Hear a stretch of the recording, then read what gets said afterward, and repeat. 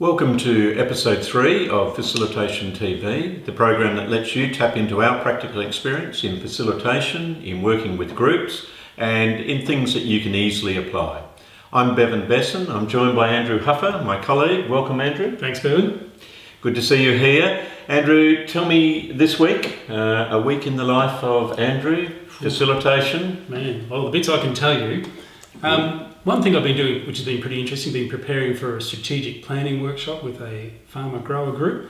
And in doing that, we're doing some preliminary survey work to understand what members' needs are, what they're expecting of the board, where they see the direction of the group going further. So that's going to give us some really good insight into where the people the board represents are expecting them to go in the future. So good, simple tool, doesn't take too long to do, heaps of online tools around you can use. And I think the secret is just having a quick, short survey that people can jump into and respond. And it's certainly something that we've started to take on. We picked it up from yourself, and it's something that we've started to build into our process as well. That the advantage of that pre-work before, so that you get a much more rounded view with the facilitation. Yeah.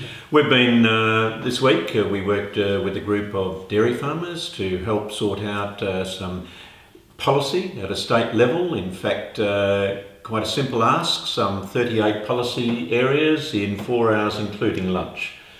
So that was good, fast facilitation in that case. Consultation with a major educational institution, working through a whole lot of consultative interviews, focus groups, etc. And preparing for a pro bono lecture at another organisation. So yeah, normal busy week.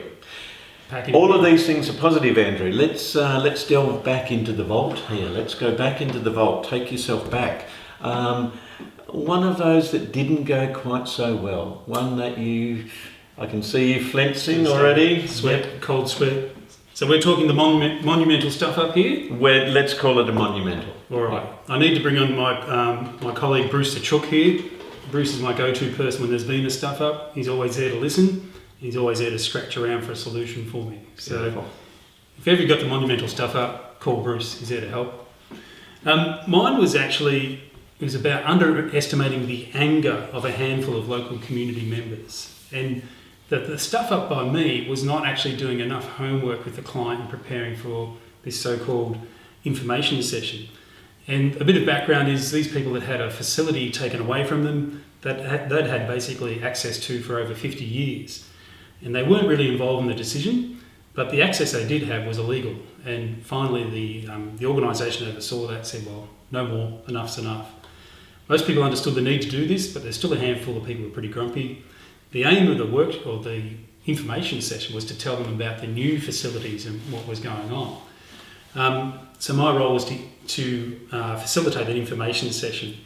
And I think, oh yeah, that sounds pretty fine. I just didn't do enough background, didn't realise how much anger there was there, and it got really ugly really quickly. And these guys basically tried to take over the whole running of the information session. So I had to quickly think on my feet and just put in some ground rules, because basically their introduction to this was to start yelling.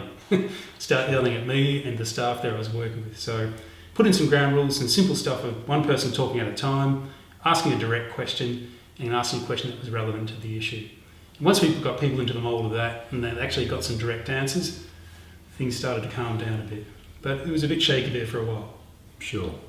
So it's very much around that case of not having the background, not being as aware as you perhaps should be around the dynamics that are going on, and particularly the power. And certainly, if I reflect back, there have been plenty of exercises, particularly to do with remote groups, areas like that, where in fact we've come almost into the middle of something where there has been no intention for people to want to work together, no willingness to try and find a solution. In fact, they've seen it as just an opportunity to have a glorious glue, and unfortunately in several occasions it has ended up as physical violence. So it's not something that's not really where you're wanting to be, and it's not where you're wanting people that you're working with to be. So the importance really early on of determining what's the situation and is there willingness to address it. Yep, for sure. Yeah.